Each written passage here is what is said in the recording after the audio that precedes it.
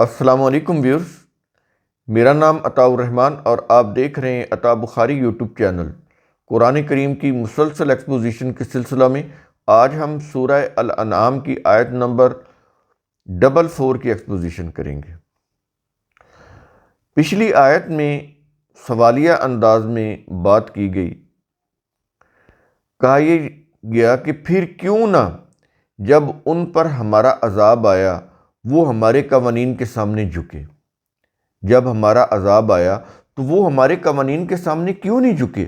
اصولاً تو جب ان کے اوپر عذاب آیا تو ان کو جھکنا چاہیے تھا، لیکن وہ ان کی حالت یہ ہو گئی کہ وہ اس کے سامنے نہیں جھکے بلکہ اپنی سرکشی کے اوپر قائم رہے۔ تو اس کی پھر قرآن نے وجہ بتائی۔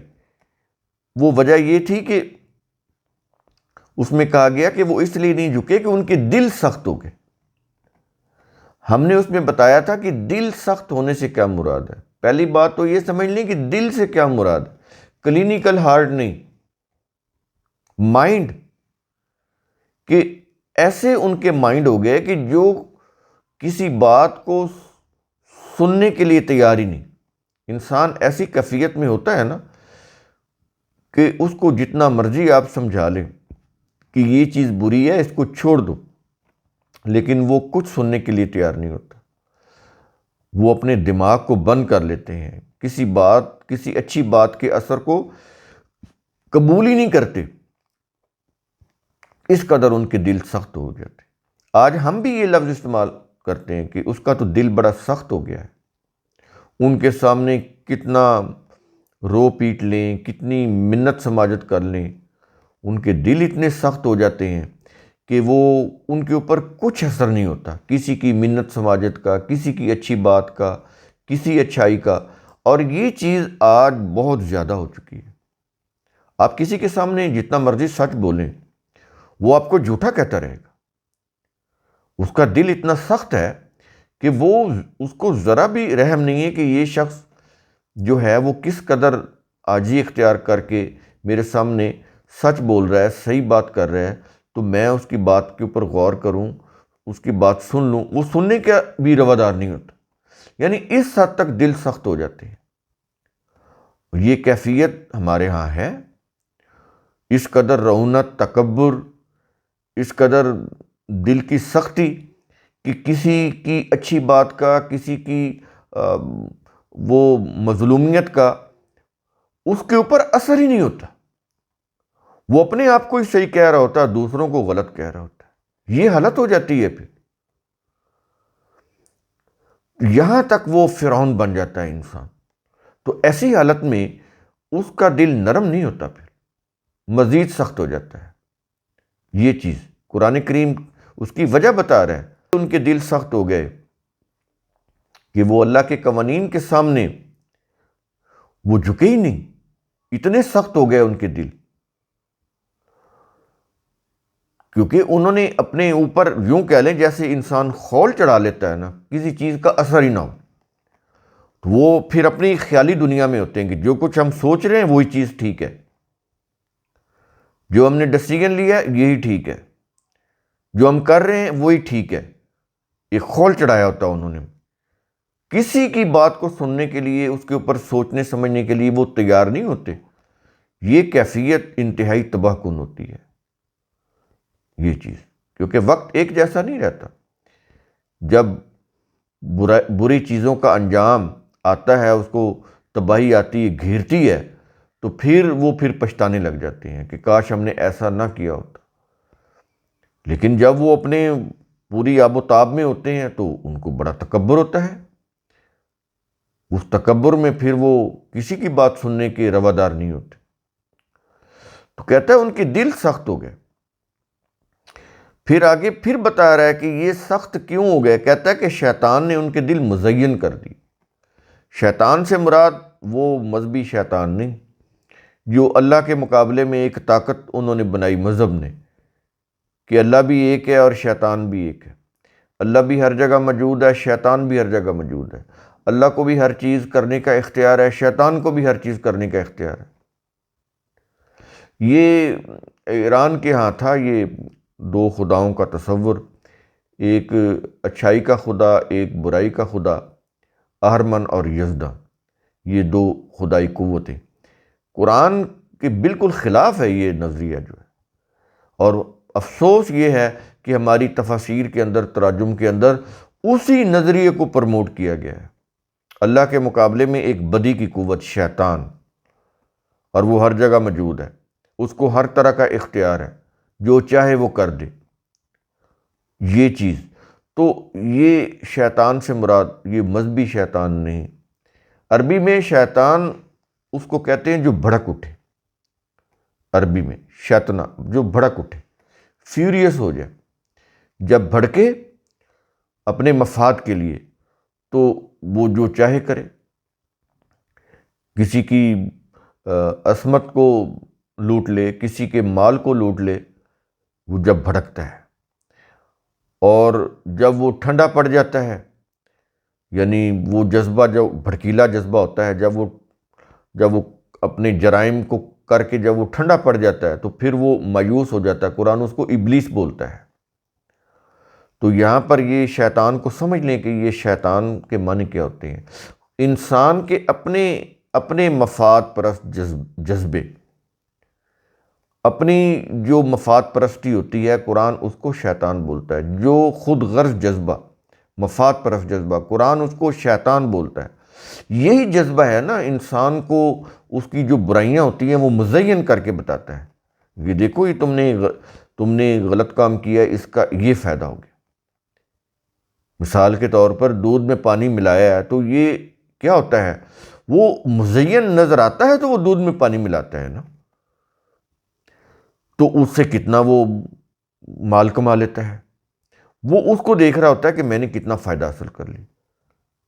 یہ ہوتا ہے شیطانی جذبہ۔ شیطانی جذبہ آیا تو کسی کی عصمت کو داغدار کر دیا، اپنے وہ چند منٹ کی سیٹسفیکشن کے لیے، ٹھیک ہے۔ تو یہ چیزیں، یہ شیطانی جذبہ، یہ جذبہ ہوتا ہے جو بھڑک اٹھتا ہے اپنے مفاد کے لیے، اور اس میں پھر وہ کوئی صحیح چیز کچھ بھی نہیں دیکھتا۔ جو بھی چیز راستے میں آتی ہے وہ اس کو تیکھ کرتا چلا جاتا ہے اور اپنے مفاد کی چیز کو حاصل کر لیتا ہے۔ اس کے اندر کتنی ہی وہ ظلم کر رہا ہو، اس کے اوپر اس کی کوئی نظر نہیں ہوتی، بعد میں اس کا انجام کیا ہوگا اس کے اوپر کوئی نظر نہیں ہوتی، وہ وقتی فائدے کو دیکھ رہا ہوتا ہے اور اس کے اوپر وہ خوش ہوتا ہے، وہ اس کو مزین نظر آتا ہے۔ کہتا ہے شیطان نے ان کے لیے مزین کر دیے، جو بھی وہ غلط کام کرتے تھے، سرکشی کے، جرائم کے، شیطان نے ان کے لیے مزین کر دیے۔ تو یہ پچھلی آیت میں بات ہوئی۔ اب ہم آتے ہیں آج کی اس آیت کے اوپر، سورہ الانعام آیت نمبر 44۔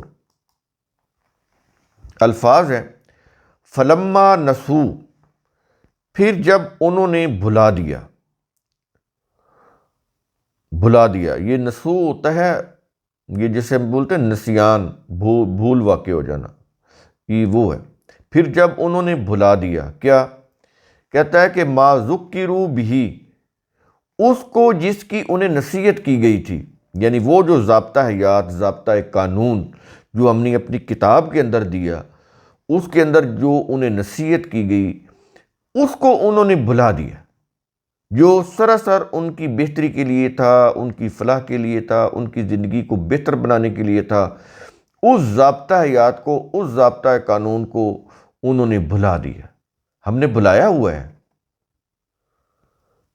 ہم اس کے دعوے دار ہیں نا، ہم کتاب اللہ کو مانتے ہیں زبانی طور پہ، اس کو چومیں گے، اس کو غلاف کے اندر اس کو غلافوں سے لپیٹیں گے، اوپر بڑے ادب کے ساتھ رکھیں گے، کمر بھی اس کی طرف نہیں کریں گے، لیکن اندر کیا لکھا ہوا ہے کوئی پتہ نہیں۔ اس کے نیچے سے دلہن کو گزاریں گے، اس کو پڑھ کے مردوں کو بخشیں گے، بس یہ کام کریں گے۔ اس سے جو نہیں کرنے والے تھے کام وہ کر رہے ہیں ہم، کیونکہ وہ آسان ہے۔ مشکل کیا ہے؟ اس کو سمجھ کر اس کے مطابق اپنے نظریات کو اس کے مطابق کرنا، اپنے اعمال کو اس کے مطابق کرنا، یہ بہت مشکل کام ہے۔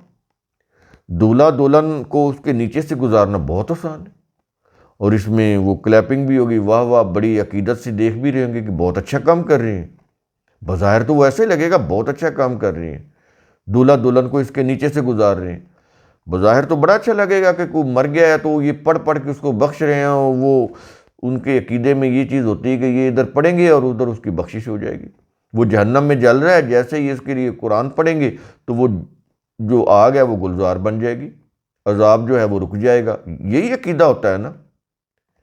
قرآن تو ان عقائد کی تصدیق نہیں کرتا، یا وہ ویسے اس کو برکت کے لیے، ثواب کے لیے پڑھ رہے، کچھ نہ برکت حاصل ہو رہی ہے نہ ثواب حاصل ہو رہا ہے، لیکن عقیدہ ہے۔ قرآن کے اندر کوئی بھی چیز خیالی نہیں ہے، یہ چیز ذہن میں رکھ لیں۔ خیالی چیز مذہب کے اندر ہوتی ہے، دین کے اندر نہیں ہوتی۔ دین کے اندر جو چیز بھی پیش کی جاتی ہے وہ ایک کنکریٹ ہوتی ہے۔ یہ جس کو مذہب عذاب یا وہ ثواب کہتا ہے، وہ ایک خیالی چیزیں ہیں، خیالی چیزیں ہیں۔ مذہب کی روح سے یہ پڑھیں گے تو ثواب ہو جائے گا، اور ان سے پوچھیں ثواب ہوتا کیا ہے، کوئی پتہ نہیں۔ قرآن جس کو ثواب بولتا ہے وہ تو ایک کنکریٹ چیز ہے نا، ثواب۔ وہ کئی دفعہ ہم نے بتایا، یہ تانا اور بانا ہوتا ہے نا، تو جب یہ بنتے ہیں تو اس سے پھر وہ ثواب ہوتا ہے۔ اس کو وہ جب بن کے وہ ایک تیار ہوتا ہے نا کپڑا، اس کو ثوب بولتے ہیں عربی میں، کپڑے کو۔ تو اس کپڑے بننے، جب تک وہ کپڑا ہی نہیں بنا ثواب کیسے ہوگا؟ تانا بانا، تو یہ تانا اور بانا کیا ہوتے ہیں؟ ایک اللہ کے قوانین ہیں اور دوسرے اس کے مطابق انسانی اعمال ہیں، یہ ہے تانا بانا۔ جب یہ بنتے ہیں یعنی اعمال اللہ کے قوانین کے مطابق ہوتے ہیں تو ثواب ہوتا ہے۔ تو یہ کنکریٹ چیز ہے نا، خیالی چیز تو نہیں ہے کہ سبحان اللہ کریں کہیں تو 10 درخت جو ہیں وہ جنت میں لگ جاتے ہیں، یہ خیالی چیز ہے۔ اس چیز کو سمجھیں آپ۔ تو انہوں نے اس ضابطہ حیات کو تو بھلا دیا کہ اس کے اندر انسانیت ساز پروگرام کیا ہے، کیا پیغام ہے، اس کے مطابق زندگی کیسے گزارنی، وہ تو انہوں نے فراموش کر دیا۔ اب اس کو وہ کہہ بھی نہیں سکتے کہ یہ اللہ کی کتاب ہے، یہ بھی اللہ کو دھوکہ دینا ہے کہ ہم اس کو مانتے ہیں، یعنی اپنی طرف سے تو وہ اللہ کو دھوکہ ہی دے رہے ہیں، منہ سے نہیں کہتے لیکن دے تو وہ دھوکہ ہی رہے ہیں۔ گو اس کو دھوکہ نہیں دیا جا سکتا کہ وہ دولہا دلہن کو نیچے سے گزار رہے ہیں، اس کو پڑھ کے مردوں کو بخش رہے ہیں اور سمجھ رہے ہیں کہ بخشش ہو رہی، عمل کیا نہیں اور پڑھ کے بخش رہے ہیں، تو بھلا دیا انہوں نے یہ۔ بلکہ یہاں پر تو یہ چیز آپ سمجھ لیں، صرف بلایا ہی نہیں، تکذیب کر رہے ہیں۔ چلیں بلا دیا تو چلو کوئی بات نہیں، وہ تو بھول گئے ہم۔ یہاں پر تو وہ بھول ہے کہ تکذیب ہو رہی ہے، مان رہے ہیں کہ یہ کتاب اللہ ہے، اس کا جو پیغام ہے آفاقی ہے، انسانیت ساز ہے، اس کے مطابق زندگی کا نظام بنائیں گے تو کامیاب ہوں گے۔ لیکن جتنے بھی مذہب کا جو بھی ڈھانچہ بنایا ہوا ہے، جو بھی قوانین ہے، سب کے سب کتاب اللہ کے خلاف ہے اور ریاست کی سطح کے اوپر نافذ کیے ہوئے ہیں۔ یہ ہے بھلانا۔ سمجھ آ رہی ہے کہ قرآن کا بھلانا، اس کے ضابطہ حیات کو بھلانا کیا ہے؟ یہ ہے بھلانا۔ نصیحت تو یہ کی گئی تھی نا کہ اس کو اپنے پیش نظر رکھو، اس کے مطابق زندگی گزارو، وہ چیز تو نہیں رہی۔ جو کچھ کر رہے ہیں مذہب کی روح سے، اپنے آباء و اجداد سے کوئی چیز آ رہی ہے یا مذہبی علماء اور مشائخ کی طرف سے کوئی چیز آ رہی ہے، اسی کو وہ فالو کر رہے ہیں، قرآن کو فالو نہیں کر رہے۔ تو اس کو قرآن کہہ رہا ہے کہ بلانا، یہ ہوتا ہے بلانا۔ تو عملاً ہم نے اس کو ترک کیا ہوا ہے۔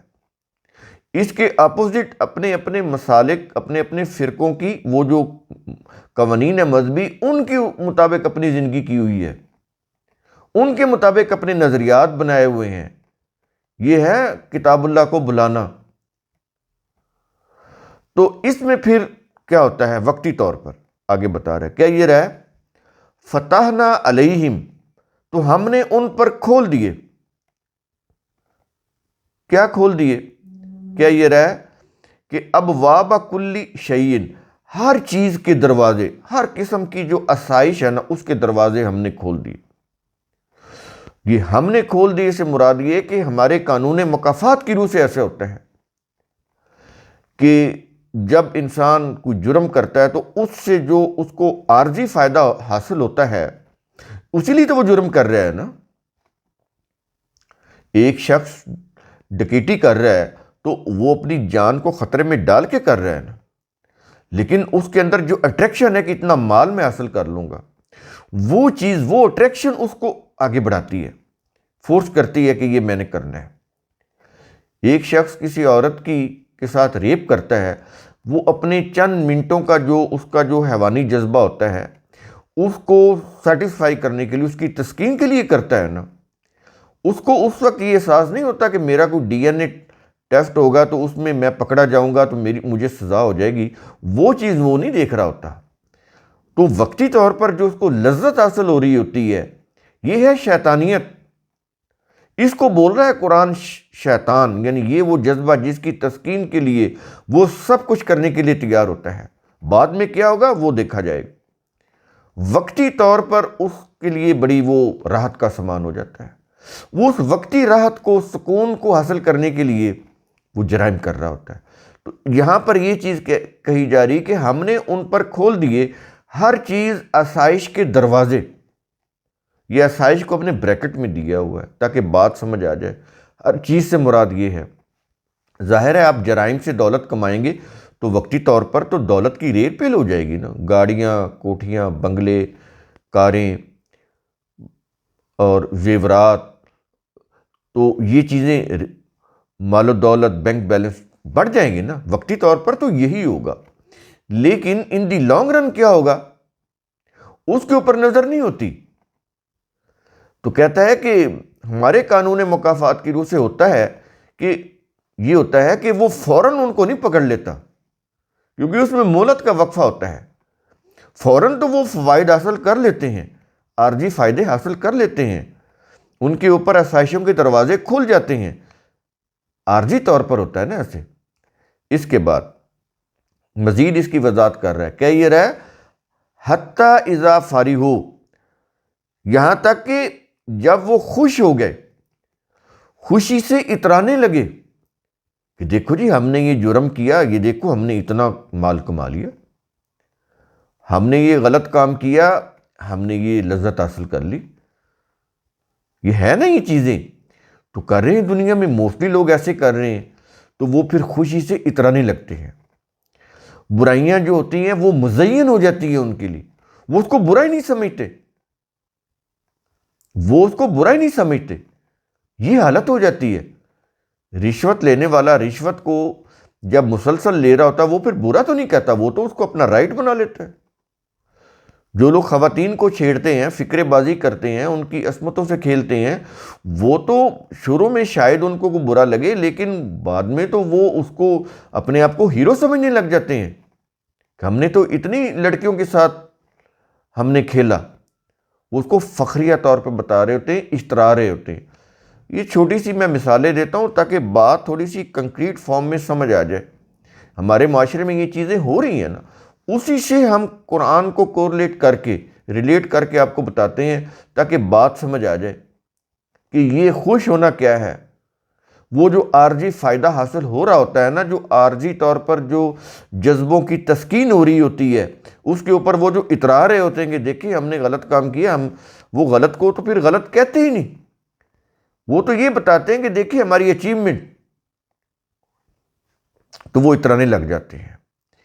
آگے بتا رہا ہے، مزید کہہ یہ رہا ہے کہ بما اوتو، اس آسائش کے ساتھ جو انہیں دی گئی، یعنی اپنے غلط عمل کے نتیجے میں وہ جو کچھ بھی وہ کماتے ہیں اس کے اوپر وہ بڑے خوش ہوتے ہیں، اترانے لگتے ہیں۔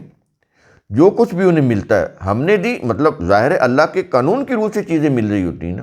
اللہ کا قانون یہ ہے کہ ہم کسب حلال بھی کے ذریعے سے بھی چیزیں حاصل کر سکتے ہیں اور برے کسب سے بھی چیزیں حاصل کر سکتے ہیں۔ محنت کر کے، اپنے عقل و فکر کو استعمال کر کے حلال طریقے سے بھی روزی کما سکتے ہیں، یہ بھی اللہ کا قانون ہے۔ یا ہم بری سوچ کے ذریعے ہم اپنی دماغ کو، عقل و فکر کی صلاحیتوں کو غلط طریقے سے استعمال کر کے یا غلط طریقے سے کام کر کے بھی ہم دولت حاصل کر سکتے ہیں۔ دونوں اللہ کے قانون کے مطابق ہیں۔ قانون تو اسی کا ہے نا کہ جب آپ ایفرٹس کریں گے، عقل و فکر کو استعمال کریں گے، تو اس سے اگر صحیح طور پر استعمال کریں گے تو صحیح رزق حاصل ہوگا، اگر آپ ناجائز طور پر استعمال کریں گے ناجائز کاموں کے لیے تو وہ ناجائز کمائی حاصل ہوگی۔ چیزیں تو حاصل ہوں گی، لیکن یہ ایک علیحدہ چیز ہے کہ ان کا انجام کیا ہے۔ ظاہر ہے جو غلط طریقے سے آپ نے دولت کمائی ہے یا مفاد حاصل کیا ہے تو وہ تو پھر تباہ کن ہو جائے گا، لیکن وقتی طور پر وہ اس کے اوپر خوشی سے اترا رہے ہوتے ہیں، خوش ہو رہے ہوتے ہیں، وہ چیزیں بڑی مزین ہو کے ان کو نظر آ رہی ہوتی ہیں۔ تو اس لیے کہتا ہے کہ اس آسائش کے ساتھ جو انہیں دی گئی، اس کے بعد پھر ہوتا کیا ہے اب یہ بتا رہا ہے کہ یہ رہا ہے کہ اخذناہم بغتتاً، اب آ گیا کہتا ہے کہ تو ہم نے انہیں ان کی سرکشی پر اچانک پکڑ لیا۔ تو یہی ہم بتا رہے ہیں نا کہ جیسے ہی انسان غلط کام کرتا ہے فوراً اللہ اس کا ہاتھ جو ہے وہ پتھر کا نہیں بنا دیتا، نہیں، اس میں مہلت کا وقفہ ہوتا ہے کہ سنبھل جاؤ۔ نہیں سنبھلتے تو جب کاز یا نفاق کی کڑیاں ملتی ہیں تو پھر اچانک جو ہے اسات آ جاتی ہے، جو پیچھے لفظ آیا نا اسات کا، وہ پھر اچانک آ جاتی ہے، وہ اس دنیا میں آتی ہے۔ یہ نہیں کہ آخرت میں آئے گی، آخرت میں تو آئے گی تو بڑی اسات ہے، لیکن جو دنیا کی اسات ہے، چھوٹے لیول کی جو قیامتیں وہ پھر دنیا میں آتی ہیں ہماری زندگی میں، تو وہ پھر اتنی یک لخت ہوتی ہے کہ پھر سنبھلنے کا موقع نہیں ملتا یہ چیز۔ تو کیا یہ رہا ہے آیت کے آخر میں فَإِذَا هُمْ مُبْلِسُونَ، تب وہ مایوس نا امید ہو گئے۔ جب وہ برے کام کر رہے ہوتے ہیں تو اترا رہے ہوتے ہیں، دیکھو جی ہم نے اتنے فوائد حاصل کر لے، یہ ہمارے جذبے کی دیکھو کیسے تسکین ہوگی، کتنا مزہ آیا یہ چیزیں۔